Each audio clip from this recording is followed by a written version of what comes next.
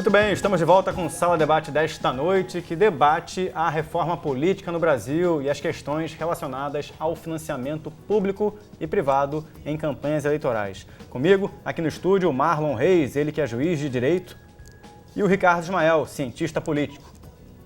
Vamos agora às ruas, entender um pouco mais como o público, pelo menos aqui do Rio de Janeiro, que participou desta enquete, pensa a respeito do tema financiamento de campanha. Você é contra ou a favor do dinheiro público no financiamento de uma campanha eleitoral? Totalmente contra. Porque, olha só, está deixando de investir em escola, em educação, na área da saúde. É uma coisa surreal, absurda. O que você acha do modelo atual de financiamento eleitoral no Brasil? Questão mista, Estado e pública, seria mais eficiente se cortasse aquela coisa de empresas, empreiteiras, ficando apenas para os próprios, enfim, como eu dizer, participantes dos partidos e, no caso, entrando também o Estado. Aí ficaria mais controlável. Quem tem mais, financia mais, né? Quem tem maior capacidade de arrecadar financiamento, tem maior capacidade de se eleger. E, em contrapartida, esse candidato, quando ele está empossado no cargo, ele fica devendo um favor para aqueles que o financiaram a sua campanha. Então, acho que deveria haver uma lei, uma legislação, parece que a coisa está andando para esse lado, para que tenha um limite, né? Tem um limite de financiamento, né? Havendo esse limite, você tem que estabelecer também a fonte, né? E de maneira que fique tudo às claras, né? De modo que você possa colocar todos no patamar de igualdade. Eu acho que cada partido teria que ser a sua cota, tá? Teve aquela cota, pronto, acabou. Um limite de valor? O limite, né? Na minha opinião, o modelo de financiamento das campanhas deveria ser somente de verba pública, porque para não ter troca de favores entre empresas e pessoas com esses partidos políticos. O modelo ideal de campanha seria nada mais, nada menos que os próprios candidatos arrumassem um meio deles próprios que não fosse esse, do próprio dinheiro do próprio seu bolso. Mas aí os mais ricos sempre teriam mais vantagem. Com certeza, isso sem sombra de dúvida. É um tema complexo, a gente percebe até pela opinião de parte do público uma certa, em alguns casos, mais dificuldade de entendimento, em outros casos, mais clareza. Mas queria ver aqui com os nossos convidados. Alguns deles ali citaram a necessidade de as coisas ficarem mais às claras. Salvo engano, um dos convidados do público falou sobre isso. Ricardo, é possível que as coisas fiquem mais claras? Vocês já discorreram um pouco mais a respeito disso no primeiro bloco, mas em poucas palavras, fulano doou para ciclano. É possível que isso seja bem mais aberto do que é de fato hoje e sim velado? Brito, acho que tem 3 conceitos que a gente tem que aqui fazer o registro. Primeiro é da transparência. Então, acho que é um argumento para que você tenha as doações empresariais registradas, que todo mundo tenha conhecimento de qual foi o montante de candidatos estão sendo financiados. Porque se a gente proibir a doação empresarial, essas empresas podem fazer doação via Caixa 2 e ninguém vai saber de nada. Não opinamos primeiro sobre ponto. O que não sabemos, né? Vai Segundo ponto, que eu acho que tem sido o argumento também que tem passado, é preciso mais igualdade de condições na competição política. Ela é profundamente desigual hoje, muito. Um líder comunitário, um líder estudantil, um líder sindical, alguém que normalmente vai querendo se envolver com as questões do bairro, fica praticamente alijado da possibilidade de conseguir ser deputado estadual, vereador ou deputado federal. Por quê? Porque as campanhas são caríssimas. Então, como eu disse aqui, você precisa limitar o gasto da campanha, estabelecer teto, seja para o gasto da campanha do candidato, seja para a doação empresarial. E terceiro lugar, que é muito importante, a gente tem que tentar entender o seguinte: no caso da competição política no Brasil, existem interesses envolvidos. Porque eu estou dizendo, os partidos fazem um jogo político de conseguir vencer a eleição e se manter no poder. Por exemplo, dentro da ideia de acabar a doação empresarial, ficar só o fundo exclusivamente público, hoje a gente percebe, por exemplo, que em certas campanhas para prefeito, governador, você diz, puxa vida, o candidato tem um latifúndio de tempo no horário eleitoral gratuito. Por quê? Porque a coligação que ele faz, junta o tempo de todo mundo, como não existe teto para o tempo, você junta o tempo de todo mundo, então aquele candidato, como o Freixo aqui na eleição de 2000, e 12 contra o Eduardo Paes. O Eduardo Paes tinha um tempo quilométrico, o Freixo tinha 1 minuto e meio na televisão. Isso assim no país inteiro, né? Isso vai acontecer se acabar com a doação empresarial, porque você vai simplesmente colocar agora a questão do fundo partidário exclusivamente público e vai se juntar à coligação, e a coligação, portanto, vai ter um dinheiro quilométrico para gastar naquela campanha, e o cara vai ter só o fundo partidário, que dependendo do partido é pequenininho.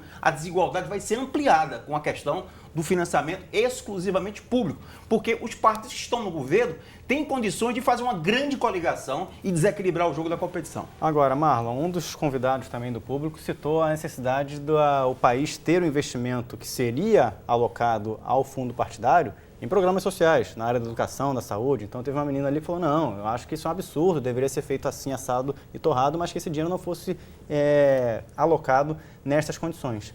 O que compromete as outras ações, ou pelo menos algumas outras ações, é claro que a gente não vai falar de um orçamento do Estado brasileiro ao se falar de 900 milhões de reais, mas é um montante significativo, é uma quantidade significativa. Nós observamos que os primeiros descobertos aí nessa Operação Lava Jato, o que eles estão argumentando, dizendo na imprensa que utilizarão como matéria de defesa? É que essas doações são lícitas. Não é verdadeiro afirmar que as doações legais são éticas, atendem ao interesse popular. Por quê? E que o problema é só o que está no Caixa 2. Por quê? Porque as empresas da Lava Jato doaram no Caixa 1. Sim, mas independente do que está acontecendo no Lava Jato, por que isso é generalizado? Eu estou generalizando porque basta nós olharmos quem são os doadores e nós verificaremos que são grandes contratantes com o poder público. Isso não é coincidência. Os 10 maiores doadores, só para ter uma ideia, a maior doadora, que já foi mencionada aqui, que é uma empresa de carne, doou, na verdade, 366 milhões de reais ano passado, ela é a maior receptora de recursos do BNDES e ela doou no Caixa 1. Ela expôs. Isso não é justo, não é válido. Não é o fato de ser Caixa 1 que está bom. Nós temos que analisar o que está acontecendo, por que essas empresas estão doando e de onde vem o dinheiro. Mas, Marlon, só uma pergunta para você, que você é uma pessoa que é especialista. Desde que o financiamento misto começou a vigorar, lá em 89, não existe nenhum deputado federal que recebeu doação privada, como Cristóvão Buarque e tantos outros, que não fez aquele papel que se espera do parlamentar, porque essa generalização é errada. Existem deputados federais, senadores, governadores, políticos que foram eleitos com doações empresariais e que não fizeram o jogo da iniciativa privada de interesse escuso. É justamente o que você está mencionando. Não é possível imaginar que desde 89 para cá não existe ninguém no Brasil que foi eleito sem algum tipo de ação inidônea para fraudar os cofres públicos. Isso não é verdade. Eu não estou generalizando. Eu estou explicitando o sistema. Eu não vou buscar nas exceções a explicação do sistema. Mas o que acontece é que hoje... Todos que foram eleitos até hoje são ladrões? Não ladrões. Eles são representantes de interesses. São bancadas de interesses que não representam a sociedade. A grande maioria, quem está representado hoje são os grandes doadores, os mobilizadores de verbas públicas. Isso nós podemos ver nas pautas do Congresso. Nós podemos ver nas matérias. Essa semana, por exemplo, foi proibido que conste das embalagens que transgênicos, que o produto é de origem transgênica. Não é simplesmente não deve constar, é proibido colocar uma referência a isso. Dá para se fazer essa associação direta entre uma coisa e outra? Por conta do volume de candidatos eleitos financiados pelos setores que produzem os transgênicos. Ricardo. Não, eu acho que, já disse, a questão do doação privada, ela merece a atenção que o programa está dando e que o juiz Marlon está dando e que milhares no Brasil estão dando. Ou seja, a gente precisa... Esse é um dos pontos cruciais da reforma política. A minha posição aqui, como eu disse, é de tirar toda e qualquer empresa que tenha tido envolvimento com escândalos. Ela está fora, ela não pode fazer mais doação privada, na minha opinião, do mesmo jeito que a ficha limpa, por 10, 20 anos. Ela fica completamente impedida de fazer isso. Acho também que se deva colocar um teto na campanha do gasto do candidato a deputado estadual, deputado federal, governador e presidente, um teto. E as empresas que contratam com o governo? E acho que você tem que colocar também um teto na doação empresarial baixo, para que você tenha que obrigar aqueles que querem buscar doação privada, vão ter que diluir Vão ter que pegar de 10 pra empresas. Equiparar 10 empresas, 50 mil, do que pegar numa 500 mil. Essa possibilidade existe. Vamos trazer, isso acontece nos Estados Unidos e em outros países. Perfeitamente. Vamos trazer então mais um convidado para esse debate que vai entrar pela internet, que é o Ricardo Gebrim. Ele que é advogado, fala conosco agora diretamente de São Paulo. Ricardo, muito boa noite, muito obrigado pela participação no programa de hoje. Você defende mudanças no modelo do financiamento de campanha política atual no Brasil. O que você defende, Ricardo? Nós defendemos mudanças profundas. Somos da campanha que defende uma constituinte exclusiva e soberana. Vou te interromper um momentinho, Ricardo, te pedir uma gentileza para você tirar o volume da televisão aí e falar conosco somente pela internet, porque senão vai dar o retorno aí no áudio e o senhor não vai conseguir nos entender. Já já eu chamo o Ricardo novamente, peço para a equipe técnica aí fazer um contato com ele, porque está dando aí a duplicidade de áudio. Nesse sentido, Ricardo, vou trazer para você mais uma pergunta aqui do público, que é o Fábio Bozolan. Por que não um financiamento eleitoral apenas, e aí também a gente traz aqui algumas perspectivas populares, né, que trazem aí algumas reflexões, apenas por pessoa física com teto? Seria algo completamente inviável nesse país e ilusório? Pessoa física com teto.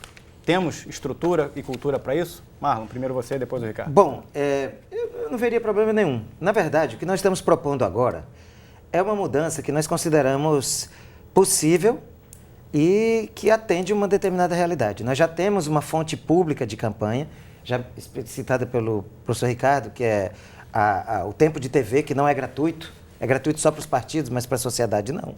Temos o fundo partidário e temos a possibilidade de doação de pessoas físicas e de pessoas jurídicas e o que eu chamo de autofinanciamento, que é o uso de recursos próprios.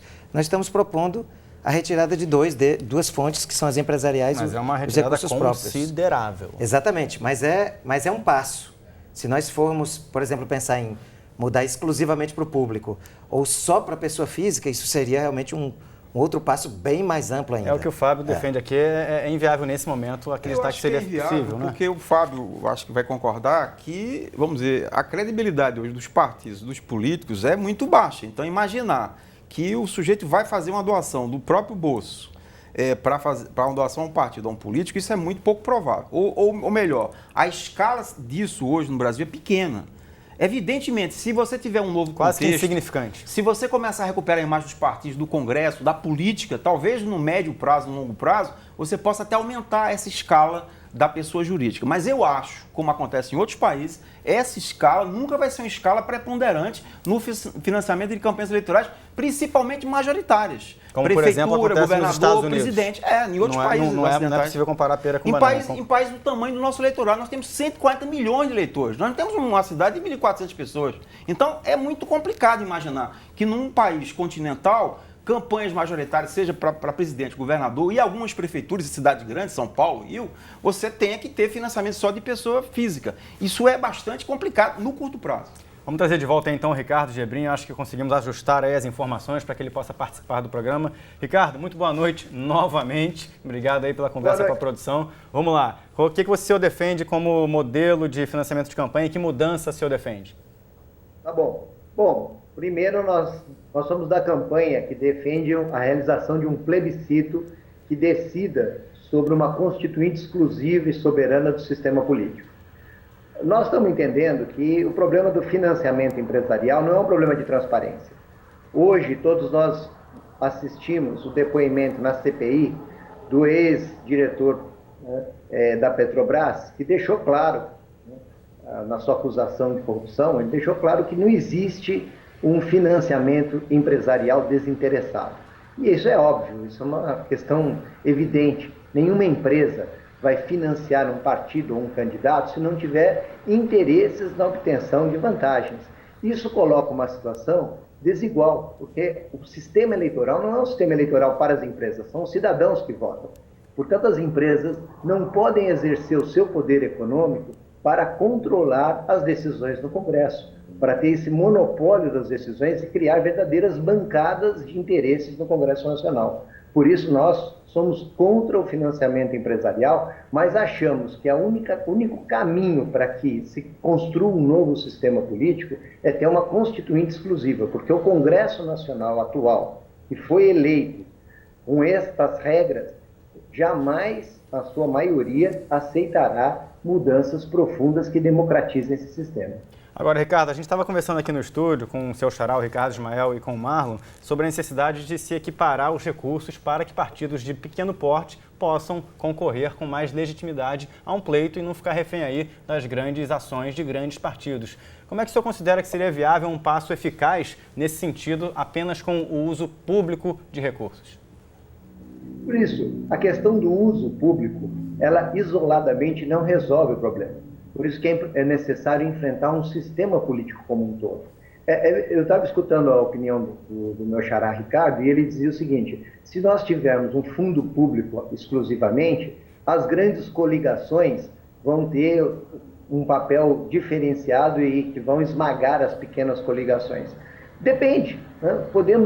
O sistema político pode criar uma regra que proteja as coligações menores, pode criar limites que impeçam esse mecanismo atual. O que nós precisamos é ter a possibilidade de mexer profundamente no nosso sistema político, que é um sistema como um todo, não é um ponto isolado. É verdade que se ficarmos presos apenas ao financiamento empresarial, que sem dúvida é o problema principal desse sistema político hoje, ainda que tenhamos essa vitória, ela pode eventualmente ser burlada, né? Sempre haverá caminhos para tentar evadir uma lei, para tentar escapar do rigor de uma lei. Mas o sistema que nós temos que criar é um sistema que possibilite o acesso democrático dos cidadãos à disputa eleitoral, né? Esse problema não se limitará apenas ao financiamento empresarial, mas uma agora, coisa Ricardo, certa, vamos acabar com ele. Tecnicamente, praticamente, o senhor citou agora sobre a possibilidade de se ter um regulamento, uma regulamentação, um regramento para que haja uma proteção de pequenas coligações. Eu já vou passar a palavra aqui para o Ricardo Ismael, para ele poder debater com o senhor, já que o senhor citou o Ricardo aqui na conversa. Mas o que seria uma medida prática eficaz do ponto de vista da legislação ou da mudança de algum estatuto que possa permitir que pequenas coligações tenham mais força nesse sentido? Assim, basta estabelecer um patamar mínimo de tempo que seja razoável e as coligações maiores. Primeiro, vamos discutir se é o caso de existirem coligações ou não, né? Ou se não é importante fortalecer que os partidos tenham maior independência em relação às suas candidaturas. Mas vamos supor, mantido esse esquema das coligações atuais, por que não estabelecer um patamar mínimo que garanta um tempo razoavelmente igualitário para todos e que aquela vantagem das maiores bancadas não seja um elemento que massacra, que impossibilita a disputa se dar em condições de igualdade. Mas é razoável acreditar que grandes bancadas estariam dispostas a abrir mão do que conquistaram em função de uma igualdade, Ricardo? É razoável, como não é razoável acreditar que a atual composição do Congresso Nacional vai acabar com a doação empresarial, e isso nós já estamos assistindo com toda a movimentação do presidente da Câmara, Eduardo Cunha, que pretende botar já no dia 26 de maio, agora em votação na Câmara dos Deputados, o seu projeto para constitucionalizar, coisa que não existe hoje, a doação empresarial, fazendo uma verdadeira contra-reforma política. Nem isso, nem nenhuma medida será feita por esse Congresso, que não tem interesse em mudar as regras com as quais a maioria dos parlamentares se elegeram. Por isso, se nós não tivermos uma Constituinte exclusiva, não haverá uma reforma política democrática nesse país. Ricardo Ismael, a gente conversou aí com o Ricardo Gebrim sobre a posição dele e a necessidade de se fazer um plebiscito sobre uma Constituinte exclusiva. É um caminho ou não? Duas observações, evidentemente que a gente possa discutir isso muito mais tempo, mas sendo bem objetivo. O Paulo Roberto Costa não é bom professor de reforma política no Brasil por razões óbvias. Volto a repetir, desde 89 a gente tem financiamento misto no Brasil e, portanto, quero crer que a maioria esmagadora de governadores, presidentes, senadores, deputados federais, deputados estaduais, vereadores e prefeitos que receberam doações empresariais não fizeram corrupção depois de eleitos. Quero crer nisso, porque seria absurdo achar o contrário. E triste. Dois, é verdade que o Congresso tem seus defeitos, mas a prerrogativa constitucional de deliberar sobre as regras da competição eleitoral é do Congresso Nacional. Ou seja, a ideia de dizer assim, vamos criar agora uma Constituição exclusiva, que na verdade vai alijar o Congresso que foi eleito em 2014. e vai agora abrir eleições para candidaturas avulsas, porque se os partidos que estão lá no Congresso não podem participar da reforma política, eles também estão proibidos de participar dessa Constituição exclusiva, ou seja, é uma contradição. Representantes que foram eleitos no último pleito. É um golpe no Congresso que foi eleito em 2014. Portanto, sou contrário a essa ideia de Constituição exclusiva. O Congresso, constitucionalmente, a gente está no Estado de Direito, deve ser o lugar de discussão da reforma política e das mudanças da regra do jogo. O que é isso? Marlon, antes de eu levar de novo a palavra para o Ricardo Gebrim para a gente terminar o programa, que já está chegando ao fim, suas considerações sobre esse assunto. Bom, eu quero dizer e deixar bem claro que nós estamos falando de termos de sistema, nós estamos falando de representação. Pessoas eleitas com milhões de reais liberados por empreiteiras, eles dão muito mais importância à relação com as empreiteiras do que diretamente com os eleitores. Isso eu já ouvi muito nas minhas pesquisas, conversando com os próprios parlamentares. Eu ouvi para escrever o último livro, O Nobre Deputado, pessoas do meio político, elas mesmas falam. Nós recebemos o dinheiro da empresa e nós temos, claro, se nós ofendermos a empresa no exercício das nossas atribuições parlamentares, nós não vamos contar com um novo patrocínio na próxima eleição. Então nós estamos falando, não é de corrupção, não é de pegar dinheiro para si, mas é de que interesses estão representados no Congresso Nacional. Nesse sentido é que nós vemos cada vez mais claudicar o parlamento. Ricardo Gebrim, para considerar suas últimas palavras antes do nosso final de programa, a gente teve aqui uma outra opinião do Ricardo Ismael sobre a necessidade de um plebiscito, né? Citando que em 2014 tivemos um pleito, pessoas, representantes da sociedade democraticamente eleitas e que estão lá nos representando nesse momento. Não seria incongruente um plebiscito a esta altura? Só para você poder finalizar a sua participação, Ricardo. Já te dando boa noite e obrigado pela atenção. Pois é, muito estranho chamar de golpe um plebiscito, né? Porque se os parlamentares atuais podem convocar constitucionalmente, né? Podem alterar a Constituição e podem convocar constitucionalmente um plebiscito, por que não submeter ao povo, de quem a Constituição diz que todo o poder emana, a decisão soberana se deseja ou não a realização de um plebiscito? Porque sem um plebiscito, onde a gente discute uma possibilidade de uma constituinte que não será composta pelos atuais parlamentares, não será possível mexer profundamente no nosso sistema político. Agora, já se tentou fazer isso, não é, Ricardo? Já se tentou convocar um plebiscito à época das manifestações de 2013, início de 2014, e as discussões não saíram do papel. Saíram sim. Foi realizado um plebiscito popular, com quase 8 milhões de votos, foi muito significativo o ano passado, e existem hoje projetos de decreto legislativo já em tramitação, tanto na Câmara quanto no Senado, e ambos convocam um plebiscito nesses moldes que nós estamos propondo. O que o senhor acha que vai acontecer até o final do mês de maio?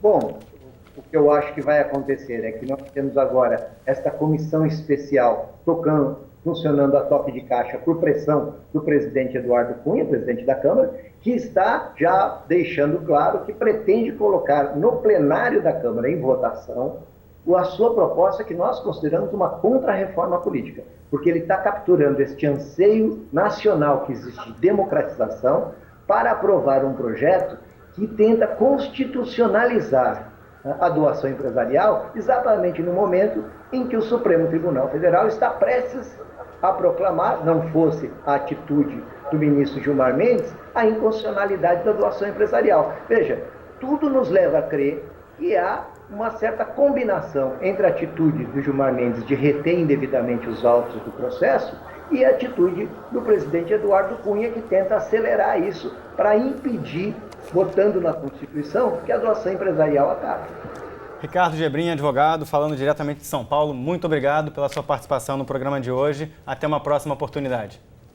Eu é que agradeço. Ricardo Ismael, Marlon Reis, obrigado pela participação de vocês.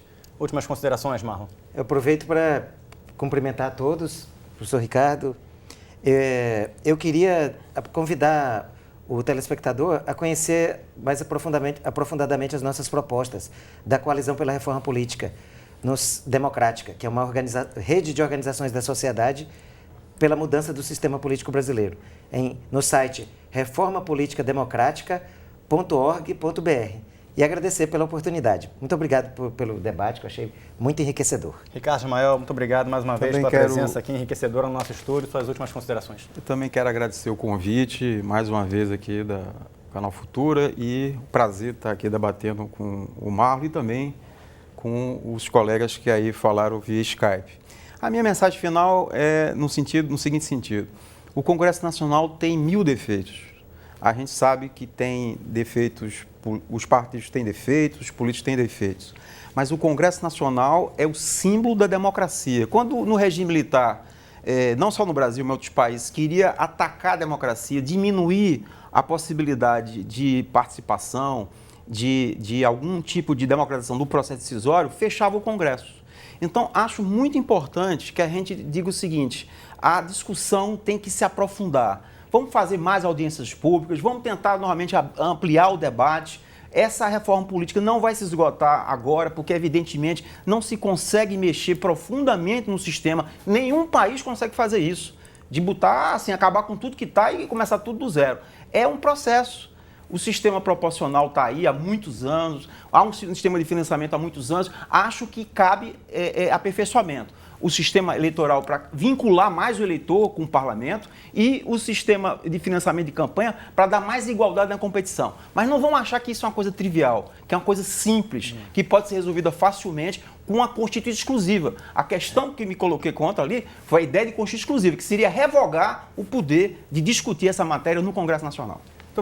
Muito obrigado, Ricardo Ismael, muito obrigado, Marlon Reis. Agradecer também ao Fábio Garcia, deputado, e ao Ricardo Gebrim, que participaram conosco via internet. Colocar aí mais uma vez a nossa página no Facebook, agradecer aos internautas que acompanharam com a gente aí o debate pelo Facebook. Estavam aí mandando seus comentários, suas perguntas, pelo Twitter também e assistindo pelo site do Canal Futura esta programação. A você de casa, o meu muito obrigado pela audiência. O debate reprisa aos domingos, às 9 da noite no Canal Futura e permanece no site do canal para sua consulta em futura.org.br. Ponto final no debate de hoje. Até a semana que vem. Tchau, tchau.